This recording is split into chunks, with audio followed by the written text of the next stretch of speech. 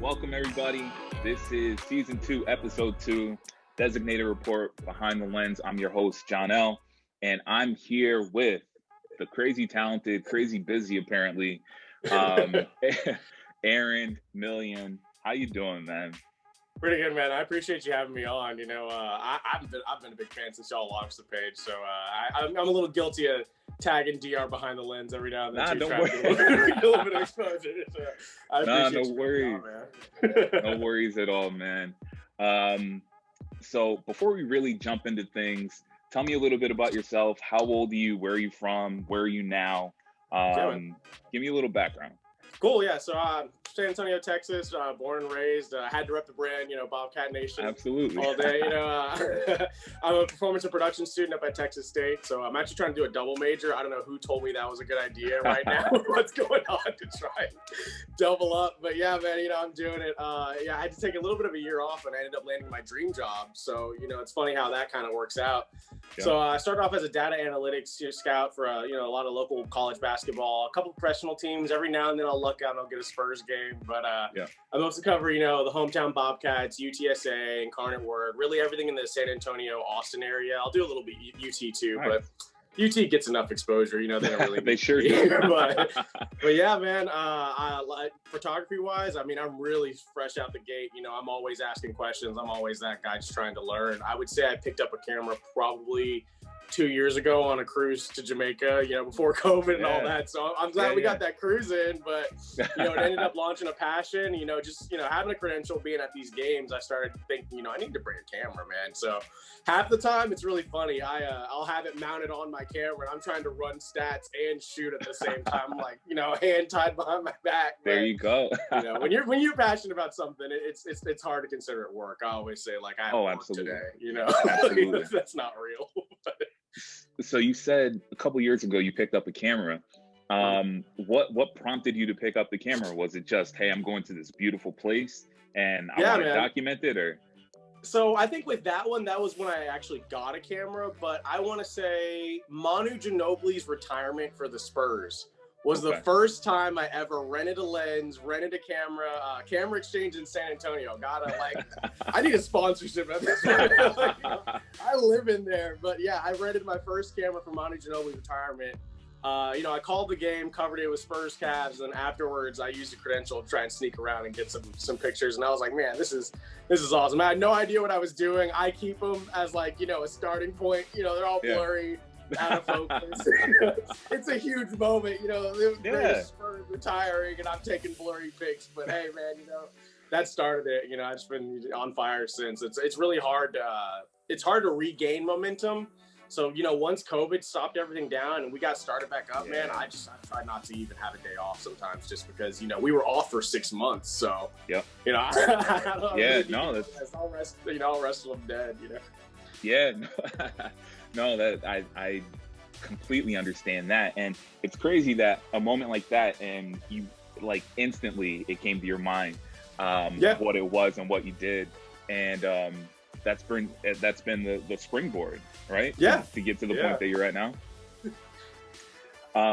So if you're I know you said that you rented that camera. Do you own your own equipment now? Yeah, man. Okay, so I finally made the jump. I just switched over to a Sony for my birthday last year. So I have a Sony A7R2, Sony shooter, Sony gang.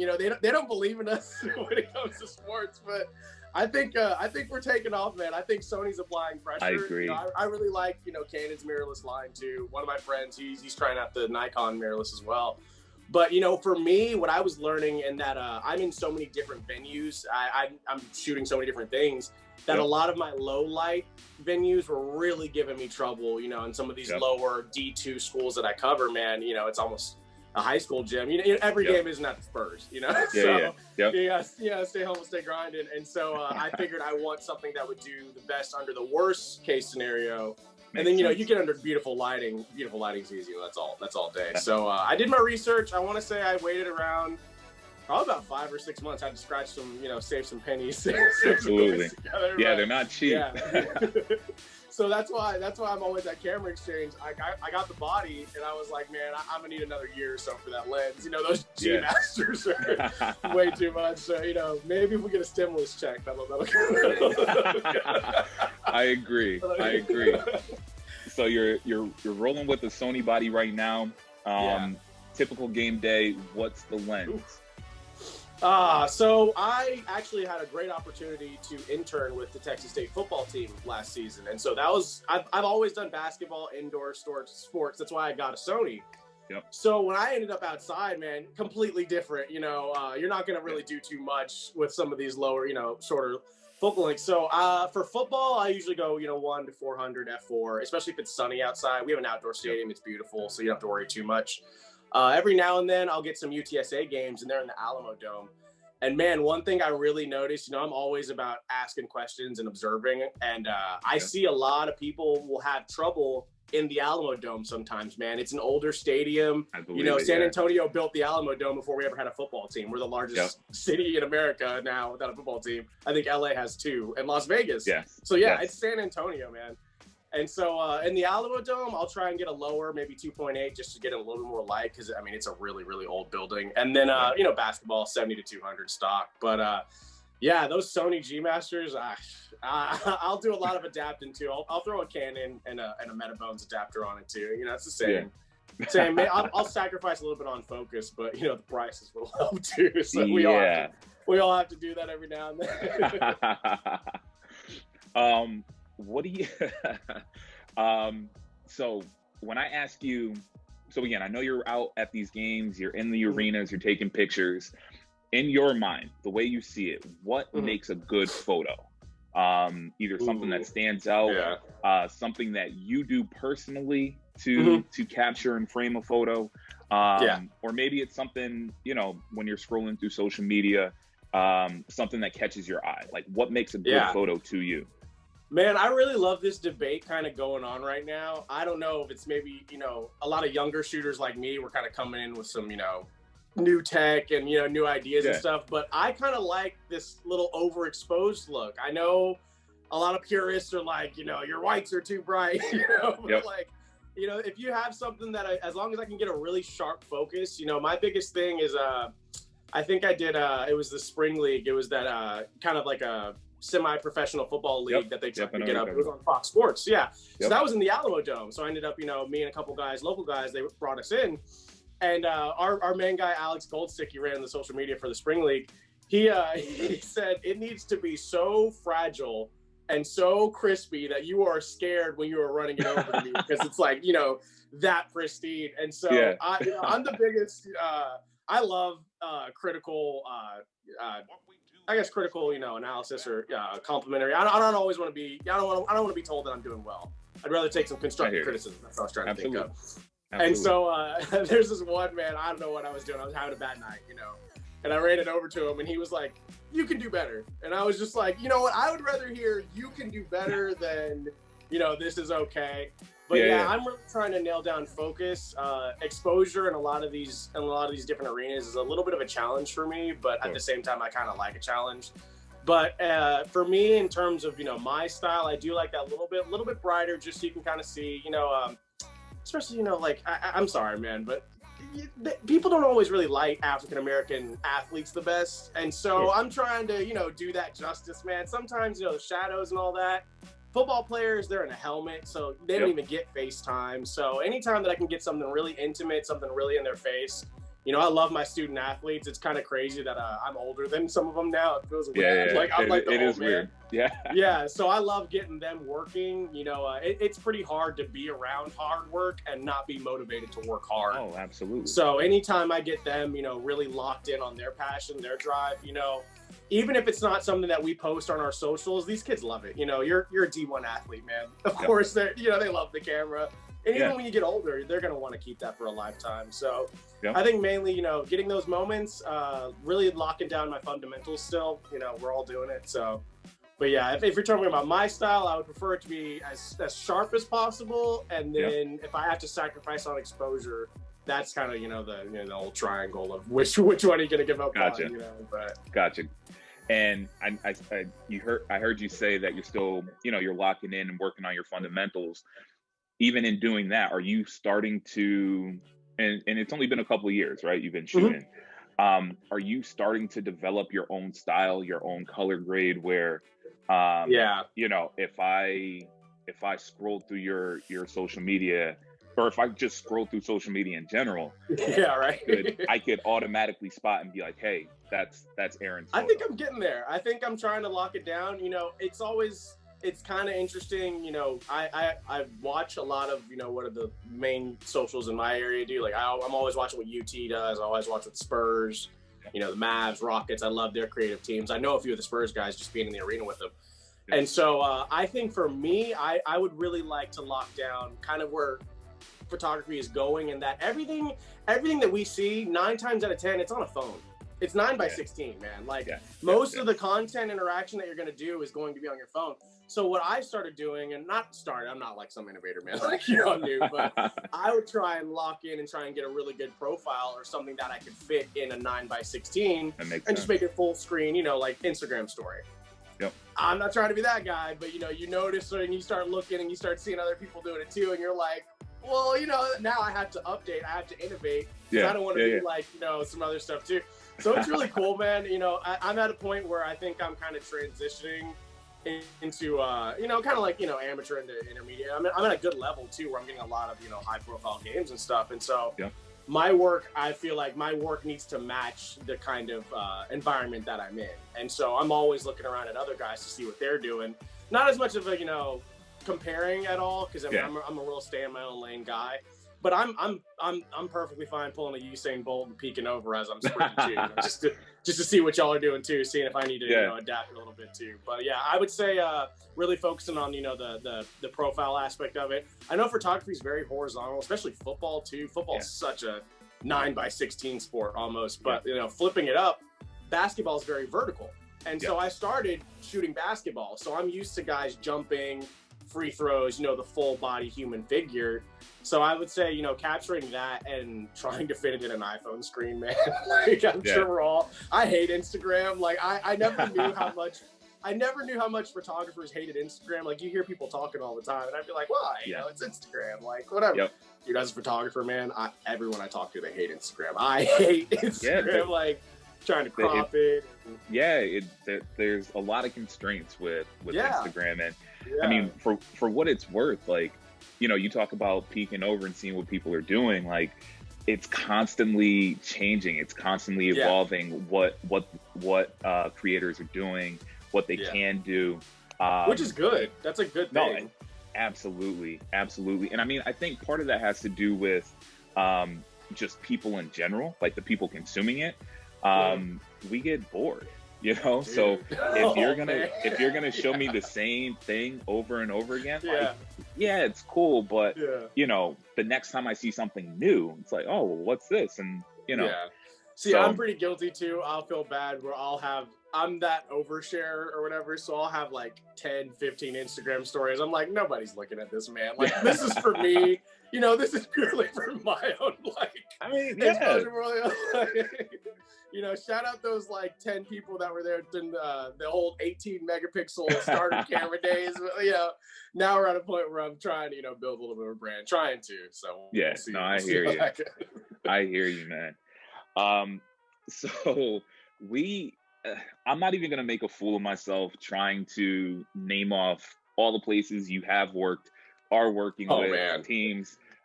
You tell me, what do you want to, who have you been with? Yeah, so I would say I gotta, shout out the creator of directive media at Texas State, Zach Cordaji, man. He just ended up, finding me at practice. I started with the media, and I always make that joke, started in the press box, now we're here. Because, media is only allowed on, I think, Tuesdays and Wednesday practices. So I would just be there every day, man. I'm just trying to shoot as much as I can, fill as many memory cards, whatever. Yep. And funny enough, the Texas State Instagram saw me, they see I'm a student. He was like, hey, reach out to Zach. Zach ended up throwing me a credential, bringing me along for the season. So that was really awesome. Yeah. From there, I started doing the spring league, just kind of, you know, networking. That's really all it is, man. It's just, you know, talking to people, meeting people, asking questions. I mean, that's the best advice anyone has given me, is just to always ask questions. To any creatives love talking about it too. Like, I mean, this is, you know, we're doing it right now. Like, we love it. Love talking shop. But yeah, so just networking through that, and through the spring league. I've done a little bit, you know, just locally trying to, you know, figure out if I'm going to do, you know, studio work, or try and do, you know, a lot of people do grad portraits and stuff, which is cool. I'm just trying to learn right now. So I'm jumping into basketball. I've done basketball for about 2 years with Texas State basketball. So a lot of our socials and stuff, I get to contribute for that. And every now and then, you know, they'll throw me a post, which is really cool. You know, it's your alma. So, I mean, you love it. And then I'll do UTSA. I'll send them some packages every now and then for both football and basketball. UIW, just about every sport, hopefully, if, you know, God willing, with everything going on right now. Someday. Dude, it's crazy, man. Every time I refresh Twitter, I lose a game, almost. I mean, it's tough, bro. Like, so that's what I'm saying. I'm just trying to cast the biggest, widest net I can in San Antonio, because, you know, we only have about 3 D1 schools here, and then, you know, UT is tight-knit. I mean, you're not getting in there unless you're, like, made. And, you know, the Spurs are pretty, you know, it's an NBA team, so you have to be pretty, you know, established. Even, you know, without COVID, it'd be pretty hard to get a photo credential. So now, you know, they only allow one, I think it's only one team photographers allowed on the court. You have a bunch of guys shooting from the NBA rules are crazy, man. It was really cool. I actually got to do, I think it was the Mavs. I got a couple preseason games where I got to go up and just, it was like the bubble environment where it's actually closed and everything, no fans. Weirdest experience ever. Like, I mean, you're like almost looking for people to be like, am I in the right place? Like, I don't want to get in trouble. Like, I'm not kidding, man. I saw 3 people the whole game. That's nuts. On the media. So it's like a yellow tier for, you know, your game day, single game credentials like me. And then you have your team guys that are in like that lower bowl where they're allowed, you know, at least around the corner a little bit. But yeah, I mean, I'm trying to cast a wide net just in Texas, which sucks because Texas is so big. Huge. So, I mean, like, I tell my friends and family, you know, everybody's like, it's like, oh, you're a sports photographer. This is so cool. I'm like, dude, 90% of my job is driving, like getting to the game on time too, like early, so you get some warm ups. Man, I'm so tired of driving to Dallas. I'm so tired of Austin, dude. How far is that drive for you? So I'm in North San Antonio, so I can get to, this is funny too, I can get to answer your question, I can get to Dallas in about 4 or 5 hours, but I can get to Texas State quicker than I can get to UTSA, and I live in San Antonio. So it is just like, it sucks, man. That's traffic, nuts, I'm like, I almost, you know, I might as well just, you know, move back to San Marcos at this point. But yeah, no, other than that, I think I haven't really traveled outside of the state yet. You know, they'll just hire someone else in that area as opposed to, you know, paying for all that too. But I tried to get to the UTSA bowl game, and I think they rescheduled it because of COVID. It was going to be UTSA versus SMU, and I was already up there for a Mavs game. So I was like, yes, this is perfect. Like, love when everything lines up, and they canceled it. So, I mean, like, yeah, I was like, I'm not driving again. I'm not going to Dallas twice. Like 2 weekends back. COVID's not making anything easy on anybody, quite frankly. Man, you know, I will say though, and it's kind of weird. I made this joke yesterday with an older guy. I was like, I picked the wrong time to get in such a competitive field. Yeah. But it's sad, but it's almost thinning out the herd a little bit, in that there's so few people there that I almost feel like I've been able to make a mark just because there's only 5 or 6 guys there. And, you know, if I'm asking them questions, learning from them, you know, I get it. It's a race, but at the same time, you know, we're all on the same team. We all usually support the same team. We're all there wearing, you know, the stuff anyway. So I'm always, you know, I'm trying to ask and learn still, but and in a minute, you know, man, I'm going to start being humble. I'm going to start putting my foot on the gas and just take over. You got to, man. You got to. And I mean, to piggyback off of that, I agree, man. Like the people that I've talked to, it seems like the photogs, the videographers, social media creators, it's really like a tight-knit group. It's you know, almost like a fraternity, sorority. Dude, we need to launch our own Instagram where we can, you know, for real. However we want it. I'm always one where I'd rather talk to creatives than talk to fans. Like, I can't do it with fans. Like, you know, a lot of the times I appreciate too is that you know, being able to be so close at, you know, before this, is that you get a lot of really intimate things that, you know, there's pictures that you almost shouldn't, you know, put out there, because it's really, you know, these guys are working hard, they're trying, sometimes they fail, sometimes it's hard, sometimes they're crying after a game, it's really rough. And so, you know, one thing that I think is that, you know, learning how to decide when to take a picture and when to just be a fly on the wall and just be happy to be there, you know, as opposed to, you don't want to overdo it and overshare it. You know, there's some things, it was really funny, you know, one of the offensive guys, he came and talked to me when I was just starting with Texas State, and he kind of gave me that conversation. He was like, you're going to see some formations and plays that, like, we don't want on social media, you know, the week of the game. And so, yeah, I have like a little like archive of stuff where I'm like, you know, we had one, you know, the season's over now. We had one where it was like, you know, a quarterback option play where he threw it to the quarterback on the other side, and he ends up throwing it like, you know, 70 yards. And I mean, dude, I had a perfect clip, perfect everything. And I was like, well, can't post that, you know, like that would give away, you know, that would give it away. Exactly. But, yeah, it's pretty cool. You know, it's a cool fraternity to be a part of. I love being part of the teams. I love being close to the teams, hearing the coaches. You know, I love I'm kind of a purist, man. I love an empty gym, an empty court. I always will stay in arenas, and I'll stay in football stadiums and stuff after, just to soak it in, and like, you know, so blessed to even just be here. Absolutely. And man, I love being right under there to where you can hear, you know, the coach getting in them. You can hear the guys getting on each other. You hear them cheering each other up, you know, holding each other accountable. That's the stuff that I want, you know, that kind of insider stuff. And I mean, you just gotta grind to get there at this point, you know? Yeah. Yeah. Okay, cool. Good. Yeah, I just had to close some stuff. Dude, it's probably Lightroom. Literally. It's crazy. So when I got into photography, or I started taking, I started taking photos a few years back. My mom just had an old Nikon, and I have younger brothers, so I would go to their games, take football games. I would take pictures. You know, shooting automatic, shooting like whatever, just taking pictures. Yeah, and mode, you don't want to like be out of mode. Yeah, man. So, you know, eventually it got to a point where I was like, I really like this. So I go out, I buy my own camera, start taking pictures, doing research, and you know, I start shooting manual, started shooting in mode or in you know, raw. So I get Lightroom too. And my old laptop, I had an old MacBook from like 2000, I think it's like a 2010 or 2011. Yeah, I'm sure I killed it. I couldn't do anything, right? So literally nothing. So all I would do was I would take all my pictures off, I'd upload them to Lightroom, and I was doing all my editing on my iPad. So when I bought a new laptop, I was like, there's so much more you can do in this app. Dude, okay. That's funny. I'm right there where like I went all in on an iPad, and I don't have direct tethering. Yep. You know, it kind of, that instant kind of upload is really, I mean, it's such a time sensitive where I'm just like, I hate running over there and plugging it in Lightroom, and Lightroom slowly like builds up your whole library. I'm like, dude, you know, yeah, man. I'm in terms of learning fundamentals, I'm still trying to figure out a workflow and like just getting it, you know, farm to market as quick as possible. So half the times, man, I'll skip Lightroom altogether. I'll just send it over really quick and touch it really quick on iPhoto or something, just like speed, like around speed. Like, I hear you, man. But yeah, that's funny that you said you waited to start shooting raws too, because like I'll wait until the middle of the game to where I know I'm like locked in, and then I'll bump it up and start, you know, really burning that memory card. Because in the beginning, I don't want to do it. It was crazy because I remember, again, like I have some photographer friends, and they're like, "Are you shooting raw?" You know, like for edits and things like that. And I'm like, I'm like, no, I'm not.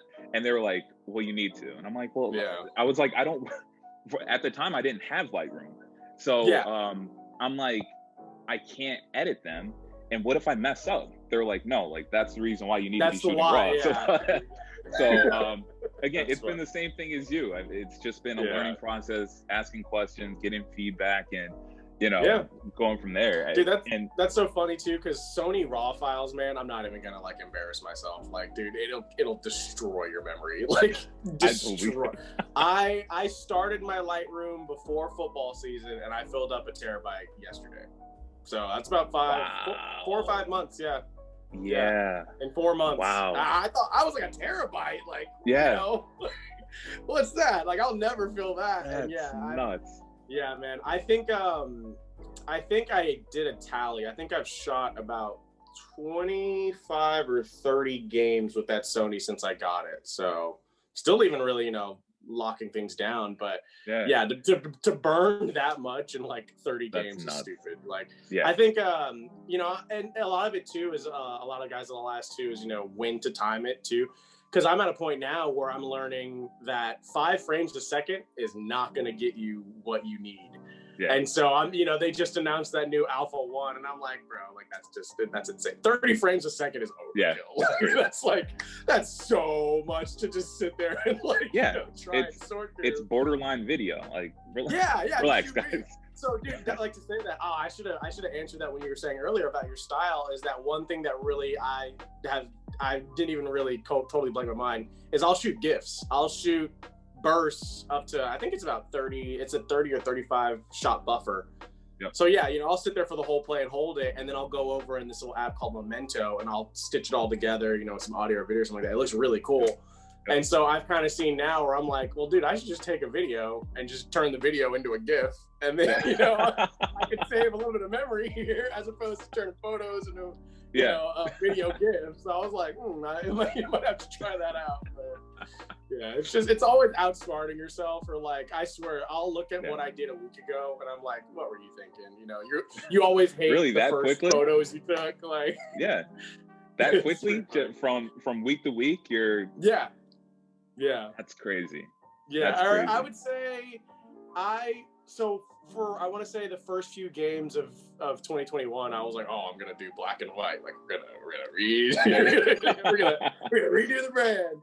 And so I did that for like a couple of UTSA games, and then I was like, well, I feel like we should focus on the basketball here. I was like, what's something that I can stand out with? So I would go in and like try and Photoshop the color into just one aspect. So it ended up being like that color series I think you might have seen where it's just like, I'll find a subject and only that subject will be in color. Yes. And then, the rest will be black and white. I mean, that's pretty cool. And so I'm sitting there at a game yesterday, I'm talking to my friends and he's like, yeah, dude, that's a preset. And I was like, wait, I was like, what? And he's like, yeah, man, you can just do that on a preset. And I'm like, well, some of these take 10 minutes and some of them take like 2 hours. I was like, yeah. I was doing that 2 weeks ago, man. So yeah, literally, it's every 2 weeks. I'm like, I'm an idiot. Like, that's great. You gotta adapt to just keep it going. I'm like, well, these look exactly. Good. But yeah, that was really funny. That was yesterday, and I was like, bro, come on, nuts. Man. Yeah. The more you know, right? Yeah. I was like, I can go back in time and try and save myself. It's not gonna. If I told you could only shoot one sport next 5 years, only one sport, what would you do? Man, I do this a lot too with like a 5-year plan of like where I want to be after school and stuff. And I would love to, obviously end up as a part of a team or like, as a team guy. And that is just one sport. If it was going to be that, it had to be basketball, man. I mean, first love, AAU. I realized pretty quick I was not going to get a name on the back of my jersey. I can get a name on a photo credential. That's pretty good. I'm on the court with them. There's not much of a difference there. Y'all are doing your work. I'm doing mine. So, yeah, I mean, it's always in basketball. I love soccer, San Antonio FC. They brought me out for a couple games, too. That was really cool experience before everything got shut down. And then I'm going to get into baseball here in the summer. We missed baseball last summer, so going to try and do some stuff with Texas State. We have a few games in Minute Maid Park and the new one up in Arlington, too. Yeah. So that would be pretty cool, just to be up there and, anything, awesome. any excuse to shoot is get out there and do it. The only times I ever regret stuff is like the workout you didn't do is the one you regret. Like the only times I ever have regrets is when I didn't bring my camera or I thought I don't want to do it today or I'm behind, so let me not add another 2,000 pictures. Just go do it. Edit later. It's an archive. It'll be there. But exactly. And that's a perfect segue. Question I like to ask everybody is, what is your favorite part of the photography process? It could be the actual shooting, it could be the relationships that you make with players or even, your other team members. What's your favorite part of the process? Man, I would say before I really got to be in a team environment, like with our Texas State football team, it was shooting. Shoot or shoot. I love being there. I love just being there the day of the game. But there's so much that fans don't see. And I feel like, like media is kind of like that conduit to the fans, and that they need a way in to see how hard these guys work. These guys are, I'm on I'm on a reduced student athlete schedule.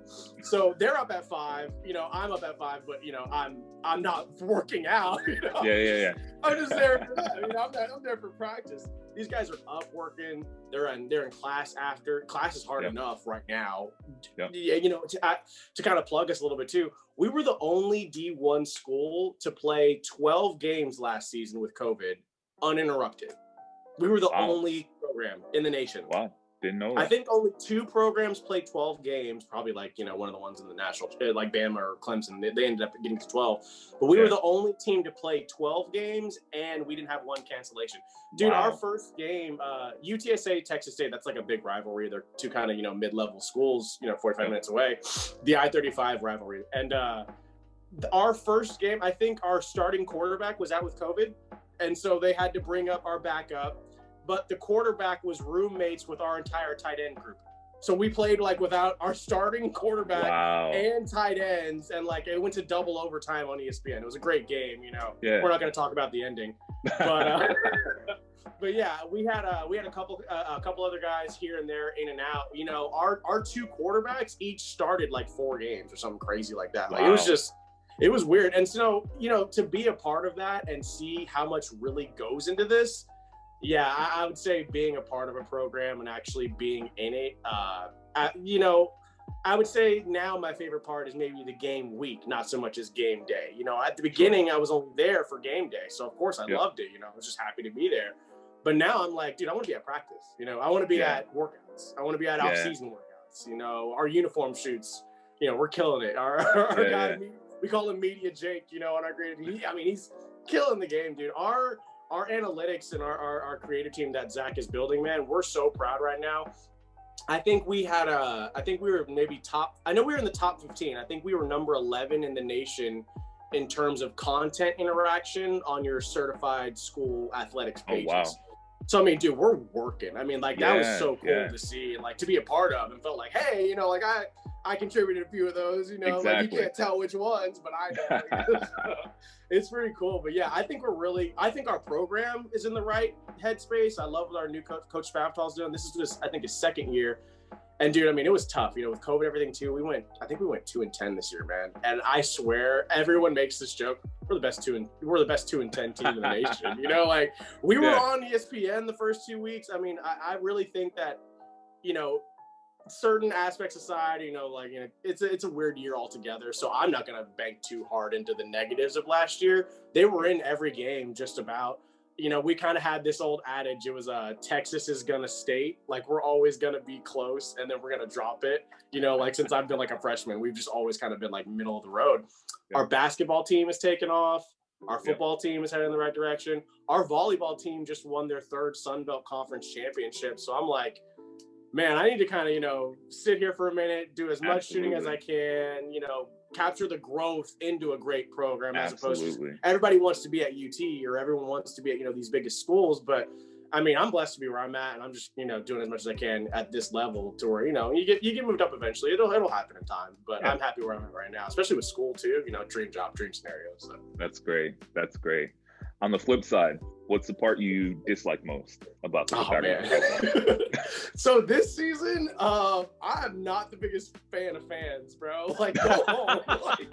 Go home. That's hilarious. It's a pandemic, dude. Like, go home. Like, look at our stuff online. Like, look at the game on TV. Why are you here? But I get hilarious. It. You want to get out. I appreciate that we have an outdoor stadium, and our fans were really good. We had masks and everything too. But man, I'm just trying to do my little job, trying to take my little pics, and I'm wearing 2 masks. I'm not messing with it, man. But yeah, I say that jokingly. Obviously, I love Yeah, no, I fans, got but you. like, I got you. Yeah. you know, this year is very weird, man. I'm like, take it easy. Like, just we got you. Like, we'll get the content to you. Trust me. I promise you. Like, we're doing our best. 2020 will go down in history or infamy, however you want to think about it. So the last calendar year-ish has been nuts. COVID, obviously, but then we've had the social and racial unrest. We had everything with politics and the election and everything like that. I know you said only 10 people were messing with you on Instagram, your Instagram stories. I was definitely one of them. I was seeing when they were at the Capitol a couple weeks ago. From jump. Yeah. During the peak of everything, during the summer, did you make it out to any of the protests or anything like that?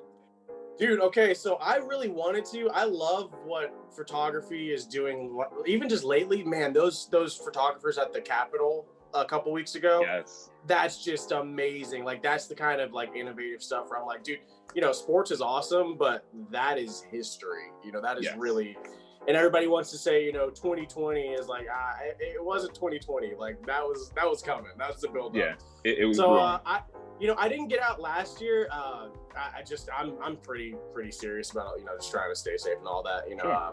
My dad's a medical worker as well. So I mean, like, we're just trying to, you know, be good and all that. Makes But sense. I felt a calling to, I know I felt something seeing it and not being there. You know, it wasn't just like, I want to be there. It was like, people's stories need to be told. You know, there's people, I'm sorry, people needed to be documenting some of that police brutality that was happening there. Absolutely. And, you know, dude, you know, my mom was like, you're not going, you know, like, obviously it's scary. It's dangerous. I mean, they were shooting at press, just like they were shooting at, you know, regular people. And so, you know, I had about 4 or 5 guys that I knew really well, where I would just, you know, anytime they had something out, I try and boost it or be like, guys, you need to see this. But in terms of really getting out there, man, I don't know, something about it just didn't seem right timing for me, especially just like, you know, I'm not even with an organization to be like, I have a press credential. Like, I'm not trying to get like thrown, you know, like, someone says, no, I got you. Know, someone said the way my skin color is, you know, like, that's not exactly. I saw, what was, I think it was on CNN. Didn't they arrest those guys on air? Do you remember that? Yes. They were live on air and they got arrested. They were like, are you kidding me? So I was like, well, if a CNN credential isn't working. Exactly. I was like, I don't know. But, you know, there wasn't really too much going on in San Antonio. I know our police department too. We've had, you know, everybody has their little bit. But our mayor is really, really transparent. I will totally, you know, acknowledge that. I love Ron Nirenberg a lot too. We had a couple of police investigations that were actually reopened during that kind of awareness.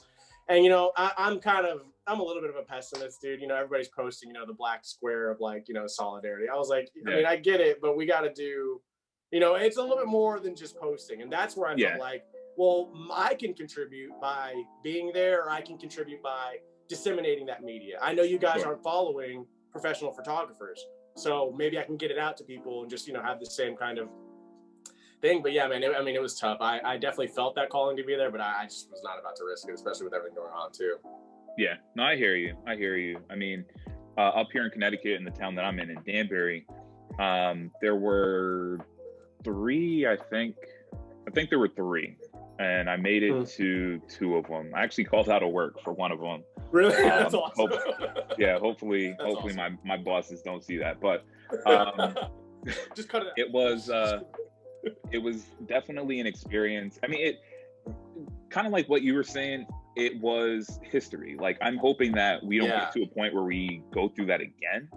So being out there and being able to see and feel like what people were feeling and going through at the time, like it meant a lot to me. And you know, I went out, I took my camera out there, I took some photos, and again, just like, I posted some of them, but a lot of them are in my archives, you know, and they mean more to you almost.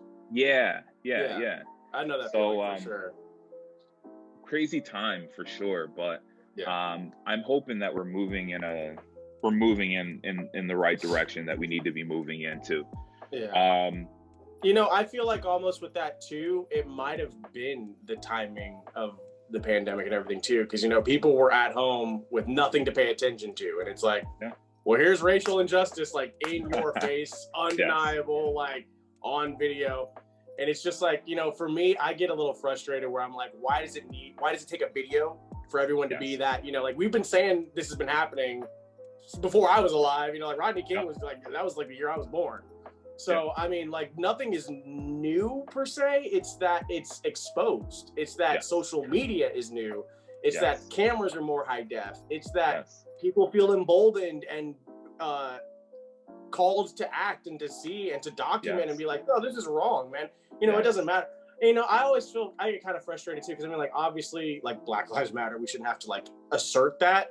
But the feeling of the need to even coin that phrase says something. Like that's even a debate is very odd to me. That's even a talking point. Like agreed. That's not, we should be talking about, like, you know, everyone's like, well, my politics are different from you. Like we can talk about tax reform all day, man. Like I take poli sci. Like I understand it. We're talking about human rights here. Like we're just, you know, work somewhere or, you know, just be in front of a store. It's just, it's crazy. So I think a lot of that had to do with, you know, COVID, as well as people, you know, just right place, the right timing. I mean, you know, I when you said, I hope we don't end up there again, it made me think, because I'm like, I don't even know so much if I hope we don't, as if I don't know if maybe we need it. I don't know. I want to ask you a question, you know, if I interview Adam. Do you feel like that was the change that we needed, or do you think it was maybe like a catalyst for it, or maybe it's kind of a spark for something greater, hopefully?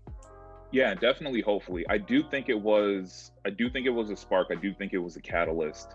Because like you said, this isn't new. This isn't the first person who's been killed by a police officer. It's, you know, like you said, that all year, that you said, that month, really. Exactly. You know? So like you said, we've had all these things that have allowed us to document and disseminate all of this information. So now there's really no denying that these things are happening. There shouldn't be, absolutely. And even still, people are, well, he did something, or I'm like, wait a minute, like, they're like, well, cops. My favorite is when people are like, well, cops shoot like other races too, and we're like, that's the problem. Like, we're on the same team here. Like, literally, like it's not It's not a one-way thing. Like, who's next? It's not about, you know, it's crazy, man. We can't even agree on a pandemic, so. That's also true. So yeah, I do think it was a catalyst. I mean, what I will say is, you know, while there were a lot of protests and things like that, which is great, but even around here, people that I know have been moved to action and conversation. So I mean, it sucks that it took some, you know, more people losing their lives for everybody to band together and for action to you know, for action to be taken and for things to kind of move forward. But that's what we needed. We needed something that was going to move this forward, because we can't continue to have the same thing happen for another 100, 200, 300 years. And I think that's my frustration, is where I'm like, does this need to happen? Like, we needed to see that for this to happen. Like, we weren't just genuinely motivated out of, you know, united oneness. But, you know, it's not about how, it's just about, you know, how, it's not about, you know, how it happens. It's just the fact that it does happen. And as long as we're on that, and I mean, I get it, man. It's not going to be at my pace. I hope it's in my lifetime, but you know, I had great grandparents who, it was crazy, man. I didn't even think we were gonna get into this, but my great grandma was really like annoyed when Obama got elected, and we were like, "You're 89, like this should be like, you know, amazing." Like, you know, I was in 8th grade. I was like, "This is so cool," and she was like, "If they see that one of us can do it, they're gonna think anyone can do it." And sure enough, man, I mean, like, she is gone on to glory, and she called that, like, 100%. It was a reality TV guy was next. I mean, it almost like, it's like, well, it's, some of the things that he did, and some of the things, like if Obama had like 3 ex-wives and 3 kids, you know, all these kids out of wedlock, like that's not even in the same. You know, but yeah, exactly. She nailed that one. But yeah, I think hopefully, especially seeing it, just like with sports, just like with anything else that we do behind the lens, is that by getting it out there, it makes an impact. Whether it's a touchdown or whether it's racial equality, hopefully it should impact your audience. And I think that's the goal of a lot of these creators that were out there doing it.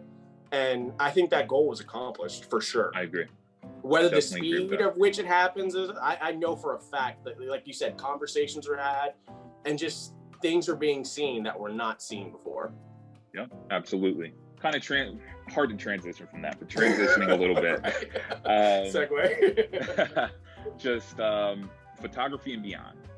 Again, you're very young still. Still in school. It's on my side, yeah. Where do you, I know we talked about 5-year plans. Ultimately, where do you want to end up? Ultimate aspirations. I know you mentioned working for a team. Does it matter the team? Does it matter the sport? Or is it you just want to get in there? You want to get in there, build a rapport with coach, player, and kind of, you know, grow from there. Yeah, man. So I would say, especially these last 6 months, it's just all about portfolio. I'm just trying to build a portfolio and have something, you know, reputable on a website where it's seen. I ask myself this question all the time. I'm like, if Fox News wants to hire you, would you do it? And I'm like, ooh, like that's tough, you know, like where's your barrier of what you do? I want to go to Wyoming, you know, Western Kentucky or something like that, or you know, Texas, UT isn't gonna call you, you know, fresh out of college, you know, hopefully. But like, I think for me, man, you know, like you said, you know, I'm young. I'm at a point where I know how it goes. You know, you're not gonna get your dream job right out of the gate. I'm totally fine eating my vegetables, doing the hard work, doing the hard, you know. Moving, I'd be happy to get out of Texas. That'd be fine. Yeah. If the weather's where nice, would you go? You're gonna get, Where would you go if you could choose where you're gonna live? Where would you go? I've been to California a few times. I don't really want to go. I don't want to go out east because I hate the cold, man. I can't do snow. We don't get snow. Yeah, we're getting a blizzard tonight. I think they're saying 12 inches. Like, no, I couldn't. I couldn't do a football game in Connecticut, man. Like, salute, you know, bundled up. But like, man, I would love to be like, you know, Pacific Northwest a little bit, like kind of. I think you had Scott Bolt on here a while back from Oregon. Man, that's the dream, dude. Like anywhere up there, or like Washington, even, you know, like Northern California. I know a lot of the guys on the Sacramento Kings. They have a great creative staff. They're really one of the better social teams in, like, you know, the league. I love what they're doing. I would love to be anywhere really where I feel like I'm, you know, part of an organization headed in the right direction. You know, just same with Texas State. You know, we might not be the best record right now. Or the Spurs, we didn't have the best season last year. We all know that that's a quality organization that run from the top down. Absolutely. You know, the way to be. And so, you know, it's really funny. They actually just filled my dream job last season. Reginald Thomas, he's the team photographer. Man, he's awesome, dude. Yeah, he's crushing. He came from the Red Sox. And then another guy, Taylor, he's their videographer. And I mean, like, dude, I ask him questions all the time, man. I got to shout those two guys out because they really have influenced me in just terms of, you know, what works and what doesn't, or, you know, just what looks good. And, you know, where I would hope to be one day. Getting those behind the scenes kind of snaps of, like, an on media day. The last Spurs guy I got to say what's up to is Logan Riley, man. He is killing it right now. I mean, he is just all over. He's like our NBA liaison for the team. He is killing it for Getty, man. I mean, he had this great one. I think you posted it of when Becky Hammond made history. Yeah, that was him. Yep. I mean, it's everywhere, man. DeMar DeRozan's kicks, that's Logan. I mean, he is on it, dude. He is the guy for the Spurs. And so, yeah, that'd be like a total dream job just for a hometown team. But I mean, anywhere, anywhere, you know, going upwards, I'm here for it. You know, I might not be the biggest fan of the weather or the climate, but I mean, I'm here to work. All that other stuff is kind of irrelevant to me. So funny story. You mentioned Logan and Reginald. So I posted that picture, Becky Hammond, when she was coaching after Pop got thrown out. That was great. I had to write an article that night. I was like, this is hilarious. Send it over because I don't think I saw it. I would definitely. For sure. But again, like behind the lens, the page, it's built on giving creators, photographers, videographers their credit. Right. So I post that picture, and I know Logan took it. In my head, I know Logan took it. Yeah. I put it up, and I tagged Reginald, and I post it, and I actually have my Instagram, my notifications off, just because I can't deal with it. Yeah, so, I felt bad when you were messaging. I'm the same way. We got to get into that, because there's a whole, you can't have your notifications on, man. I can't live for likes, but yeah, go ahead. Yeah. So I post it, I turn it off. I forget what day it was. I'm at work or whatever the case is. Yeah. And I check back hours later, and Reginald, he messages, he like sends me the post, and he was like, "This wasn't me, it was Logan."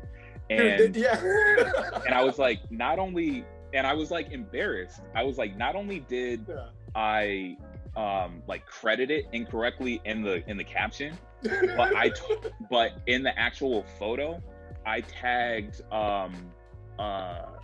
Logan Paul. Not even I was like, I screwed this so far. And he was like, "Don't worry about it, no big deal." And I made the change. But I was embarrassed, because that was my first interaction with them, and I'm like, "Oh, they're all cool. We all go to camera exchange. It's so funny. I was like, "Were they in here?" That's hilarious. They but like, he was walking, and he had the camera exchange back, and I was like, "Yes, like, sponsor him, sponsor that man." Like, we gotta work out an agreement, because man, I have a rental due back at camera exchange tomorrow, man. That's just that's one of the main ones here. They're awesome guys. But yeah, Logan, Reginald, and Taylor, they're a great team. They have a whole team together. There's a few other Texas State alumni on their team as well too. But nice. Yeah, no, they have a really great young creative team. They're definitely trending in the right direction. So I mean, hopefully they have room for one more. But absolutely, absolutely, we got to get you in there. It's a dream job. There's other dream jobs, man. I'm just happy. I'm happy that the Spurs have a team photographer. That's crazy. Do you have a single favorite photo? Ooh. I did like that one that you ended up sharing. That was one of my favorite ones from football season, because that was just such a genuine kind of Brady's just excited. It was so dope, yeah. But man, my screensaver changes every week. I never thought that I would be my favorite photographer either. Yeah. Like, I love all these guys that we're talking about, but deep down, man, you have to think. What is it? Every fighter jet pilot thinks he's the best fighter jet pilot. Like, hey, man, I'm here now, so I'm doing it. I love helmet pictures. Definitely love the helmet pictures. Just kind of some obscure, little artsy. I love some good foreground. Man, I can't think of one. That's a tough one. I don't know. I had a really good one of our running back hitting the hole, and I was really proud of. That's got the fall off. Got some great bokeh action. Yeah. When you say that your wallpaper changes every day or every week, is that just based on new photos you've taken, you update it? Yeah. Or is it? Yeah. Okay. It's usually I took something last night where I'm like, this is awesome. But dude, I feel so bad too, because we were talking about archives, man. We're like, some of my best stuff is not even out, and I'm like, I need to get so much better at the exposure aspect of this. The self-promotion aspect of photography is by far my weakest, link in this. I'm getting fundamentals. I have pretty pro grade equipment. I'm getting there on that too. Mm-hmm. But in terms of, getting it out there and being seen, man, that's tough. I'm not saying, I wouldn't say I'm like an introvert. I'm a pretty, personable person, but social media, man, I didn't have an Instagram before I got this job. I didn't have, oh really? I'll tweet some way off the cuff stuff, and I don't want anybody seeing it, but I didn't have an Instagram until I literally got my dream job covering NBA and all these basketball games. And so I ended up getting an Instagram, I ended up getting a new camera, I ended up doing this, and here we are. Yeah. How does the actual sharing work? Like, are you able to share any photo that you take? Or how does that work on your end? So it's really tough, especially since I cover different levels. So high school, you can send it to them, instantly, like that day. I'll cover an AAU game and I'll send it to the parents. I love giving pictures to parents, man. Parents like, everybody loves it. Everybody loves the photo guy. So that's really easy. But with the NCAA, there's some kind of legal technicalities where I can't handle grade gift. Benefits. And so with Texas State, I hand everything off to the university. And, we kind of have a funny rule, man. Like, if we don't win, like, y'all aren't really getting them. Like, so we gotta win. And it's kind of tough because I'm like, I have a great picture, but like, I don't know what to do. So with Texas State, it's really cool. I hand everything off to them. I'm allowed to do whatever I want. It's mine. But, there's also times where, I'm a part of the team too. So I don't want to be, sticking out, being like, hey, all this happened, and it wasn't the best game. So I'll usually wait until Wednesday or Thursday. But yeah, I never slide athletes' pictures directly. You can't do that. I never want to get anybody in trouble, that's the first way out the door. For other colleges, especially ones that I don't cover, I'll definitely just, hand it over to their SID or, one of my contacts with them. Rarely do they use it. Every now and then I'll get a little shout out. And I'm like, I got on UTSA's page one time. That was really cool. But like, that's the rival school. So, but yeah, it's really interesting. And then, for anything bigger than like, some of my guys that have gone off, Jeremiah Haydell, one of our all-American wide receivers, he's playing in the Hula Bowl. So now that he is, going and declaring for the NFL draft, I mean, I can send him stuff, whatever. Gotcha. Just get it him. So it's really just floating that fine line. I never want to get into trouble. I always ask first, I always want to make sure that, hey, is this a good time? Or, hey, is this something that y'all want out right now? Is it something that we don't want out right now? If it's something, just like a simple picture, they don't care at all. It's pretty loose. But cannot hand athletes pictures directly. And I kind of want to give that note to other guys too, and that you might get in trouble or you might get that guy in trouble that you like, handing them pictures off is, if you're, at a really, really good school and they might get in trouble for something like that, you do not want to be that photographer. Yeah, that makes sense. It's so crazy how the NCAA works. Dude. I think it's really messed up too, because I'm at the game and like, sometimes I'll get paid for, like a game package or something. I'm at the game getting paid to photograph them and they can't get paid. I'm like, that's messy. So what I wanted to do is that I will find parents and I can give parents a picture because that's your parent. You're not involved at all. Crazy. And, if they give, it's no big deal. I've had other family members reach out and they'll be like, can you sell us this picture? And I'm like, I'm not going to sell you that picture. Like, just take it. That's my friend. Like, I want to give it to them. So I'll send it to their sister or, I'll go over that way. But yeah, I mean, it matters just as much to parents. I said it to my girlfriend last night. The parents are the reason that they are there. So of course, they're more excited for pictures than the players. I mean, come on now. It's your son, it's your kid. So I love getting the family some stuff. I love sending if I have a contact or somebody, around that I know, one of their friends or something, maybe, but I really don't try and skirt that line at all. If they want it, they have to ask our director of player personnel for it. So he has everything. I'll get all my shots together. I'll get about 150, 200 shot gallery over to him, hopefully by the next day.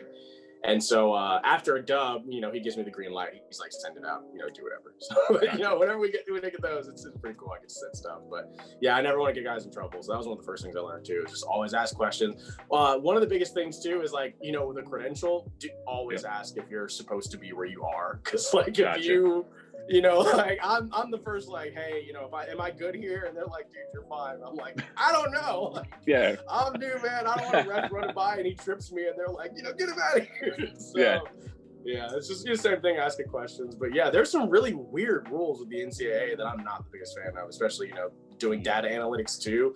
We're not even official partners with them. So it's like, I can't even like really get in there. It's just weird altogether. Just pay your athletes. It would make it so much easier. Dude, we would get NCAA football back. Do you remember that game? Yeah. The little that's what I'm missing. They need to bring it for that. I would want that. Just that. Like, I need to play my Bobcats on PS4 or PS5 now. That'd be sick. That'd be fire. What's the biggest lesson that you've learned from your photography? Yeah. Asking questions. Some of the biggest opportunities I've had of just from asking people or talking to people, being personable. Yeah, always double check before you do something. It's easier. What's that?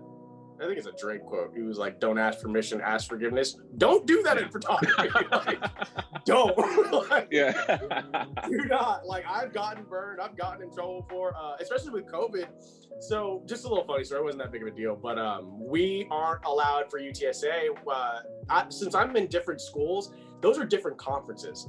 So, Conference USA had very different rules than the Sun Belt Conference for us. Sun Belt Conference, we're allowed to move all over, do whatever we want. You had one team photographer inside, like on the field. So that's our team guy, Zach, and then me and a couple other student photographers. We just hand it off to him. For Conference USA, everyone was allowed, but you could only be on the north end zone of the field. And so it was really weird. It's like we're all shooting the same angle, and I'm always one. Like, if there's 4 photographers next to me, I'm gone, man. If y'all get the touchdown, that's great, but all 3 of y'all have the same shot. So I don't even really want it. Like, I'm just gonna move somewhere else and hopefully get something or my own thing. And so it was really funny. The Alamo Dome is like really huge, and so we aren't allowed to cross on the field, behind the teams for like social distancing. But I ran around the tunnels. So, dude, I'm like, I sprinted all the way around this arena, go all the way around to where the team is coming out. And I asked, the security personnel, I'm like, hey, I have my photo vest. I was like, am I allowed to be in the hallway across, from where they're coming out to get some, some tunnel stuff? It's simple. They're all like, yeah, you're fine. You're 20 feet away. I had like a 7200, so I was fine. Yeah. Their SID reached out and he was like, hey, man, you are not supposed to be there. He was like, I don't know who told you were, but like, don't go back. And I'm like, oh my God, like, thank you so much. Like, I know him. So luckily it was like a simple text conversation and not like a, what are you doing? But I was like, man, and I'm always, Mr. Apologetic. He was like, dude, you're fine. There was like 4 other guys who didn't know where they're supposed to be. Cause it's weird, man. It's just like, even just from a school 15, 20 minutes away, drastically different to where I almost lost a really good opportunity. So, I appreciate that for being, understanding. But I was like, those weren't even that great. Like, I would have done that. I didn't even get them coming out of the tunnel. I just got them, walking, focused. So I got some good stuff, but like, it was worth the exercise. It was not worth the trouble. But, gotcha. Always ask questions, definitely, just always, especially security. And sometimes your security staff won't even really know, and that's what sucks too. Because someone will tell you you're okay to go in here, and then you might get in trouble for it. So it's just part of it. But do you? I guess more so with like the Spurs or the Rockets or like a professional team. Mm-hmm. Have you been able to build any relationships with any of the players or coaches or anything like that? A couple like assistant guys, mostly their media contacts I'm pretty cool with, just because that we're all in the same building, same boat a little bit. In terms of players, not really, not too much. We're not even supposed to talk to them. Fly on the wall, man. I go in, I'm there to be seen and not heard, really. And I didn't want to be seen, man. Like, the less memorable, the better. I'm just there to do my job, get in and get out. I would say some of the traveling party guys, mostly they're just, they're content guys. I have quite a few content connections with just around the league. Just, hey, what works for you guys? I really like what y'all are doing. What's y'all's workflow? How do y'all hand stuff off? Like, they literally told me their transfer process, and so we tried to implement some stuff too. So it's mostly the creatives. I wouldn't say too much with athletes. Hopefully I know that's a really big step too with a lot of these NFL LCC guys and stuff too, is that they want a good portfolio, but they also want to see that you have photographed high profile athletes. Sure. And so it's almost like, we're hoping for a few guys at Texas State to pop off, or some of these guys at UTSA that I'm pretty tight with, to where, I have a pretty good, portfolio of just them that I can have hand off to them. So once they graduate, it's free game, man. I mean, they're undrafted, so I can go shoot with them. We can hang out. I can go to the gym and get some content for them. I can do whatever it is once the NCAA is out of the way. So that's pretty cool too. But nothing, not too much professional wise. I mean, the most I talk to any of them is just asking questions where I'm allowed to be, and thanking them for the opportunity to be there. The biggest thing you asked for advice earlier, thank you emails. I swear, like my grandma, like that's like an old thing. But when you're young, coming into a more established, just say thank you. Like saying thank you is huge to people that are like, oh wow, that guy really appreciated being here, and hopefully my work shows that I appreciate the opportunity as well too. So, absolutely. If you could shoot any one person, who would it be? And this could be sports or otherwise. It could be on the field, on the court, lifestyle. Who would it be? I don't want to do the Obama one. I was like, that's too easy. Are we doing dead or alive? Like all time? Dead or alive. Anybody, like, anybody Jesus. you want to shoot. Man, I would love to follow Malcolm around. I would have loved to follow Malcolm around during that time and just, you know, what kind of bothered me, I didn't even know. A lot of these photographs were taken in color and then they were made black and white. I didn't know that. Like, I didn't know we had colored, like, pictures of, like, colored, like, film. I was like, that's insane, man. So, like, these people, they're either recolorizing or they're finding these civil rights photos, and I'm like, what? Like, that's insane. I would love to follow Malcolm around. I'd love to follow Martin, too. But, like, I lean a little bit more towards Malcolm. I got you. Yeah. You know, by any means, man, as a creative, I'm doing it. So, you know, both ways. But yeah, non-sports, I'd say Malcolm X. Sports-wise, I would have loved the opportunity to get the Spurs Big Three. Like, if I could have gone in 2 years earlier, or like the 2014 year where they finally did it, I would have loved to get that, because that was just that was the most diverse team to win an NBA championship. I think before the Raptors. I think the Raptors had a few more international guys. But I mean, that 2014 Spurs run, I mean, you had Patty's from Argentina, or Manu's from Argentina, Patty's from Australia, Thiago Splitters from Brazil, Boris Diaw and Tony Parker are French. I mean, that was such a diverse, unique group. And I mean, dude, I'm a purist. That is some of the best basketball still to this day. I mean, like, the Warriors took that system and had Steph Curry and Clay and 3 of the top 5 greatest shooters ever. But that system is Spurs ball movement all day. I mean, the backside screens, the freedom to move around. Like, we could do a whole nother podcast on just basketball stuff. But, man, I would love to see, you know, them in their prime. Or, I mean, LeBron, obviously. I missed my LeBron game last year. I was heartbroken. Oh, it's terrible. Yeah, I mean, hopefully, you know, this year, I know they already played the Spurs. I think every home game that they're going to do in San Antonio. I already missed it this year with COVID and stuff too. But hopefully next year, you know, that'll be really cool. I mean, LeBron's probably going to play for like 10 more years. So you're going to have... He's playing until Bronny. Him and Bronny on the same team. That's my dream right there. I'm going to be there. Hopefully I'll be further along in my career to be in that. And I'm going to get Bron talking to Bronny on like some random team. Yeah. It's gonna happen the way that you know, LeBron, he's a smart dude, obviously, he's businessman, but the way his contract is set up now, especially how he'll be a free agent.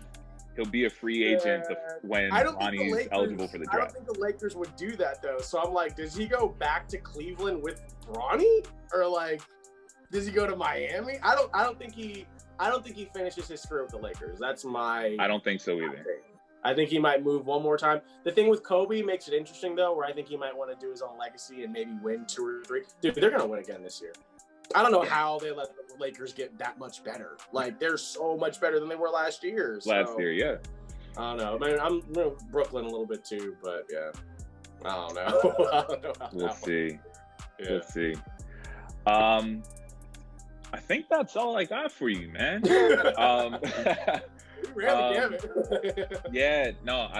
Aaron, I sincerely appreciate you coming in, because this was a lot of fun. Yeah, for sure. Is there anybody you want to plug? I'll have your Instagram, your Twitter, obviously, but anything else? I want to shout out my editor and manager over at Project Spurs Network. That was probably the first guy, Michael DeLeon, to really just believe in me and toss me a credential to a Texas State game. And I ended up turning that credential into a really life-changing opportunity. So I owe him, you know, a lot of thanks and appreciation for, you know, believing in me on that. My editor, Steven Anderson, we are running a podcast, me, him, and Jonas Clark, over on the Project Spurs Network. It's called the Texas Half Court Trap. So we're covering Texas State, UTSA, Incarnate Word, a lot of the local San Antonio colleges. We started looking around, and my editor Steven, he's a UIW alumni, and me and Jonas covered UTSA football together. So we were like, hey guys, let's just get a podcast going, kick the tires, see how it's going. And it's going pretty well, man. We're having a lot of fun on that one. So overall, just to plug in the Project Spurs network, man, I owe a lot of my success to them believing in me and giving me an opportunity to just, create. That's it at the end of the day. Is just everybody. I think success is where preparation and opportunity meet. But Absolutely. A big part of this is just having the opportunity. And I, personally, just with me, I don't think I'll consider myself a success until I can hand some kid a credential and be like, let's see what you got, and I, for someone to do that for me and believe in me the same way, Zach Cordaggio over at Texas State did too. I mean, like all these guys, I really do appreciate them. So yeah, definitely want to plug that. That's awesome. Again, I appreciate you, man. We'll absolutely be in touch. For sure. Yeah, we'll do it again. Yeah. Looking forward to seeing your growth and where you go from here. But thanks. Appreciate you, bro. Yeah, no, thanks for having me. I mean, I'll be back for sure. Absolutely. Talk to you soon, bro. All right, later, man.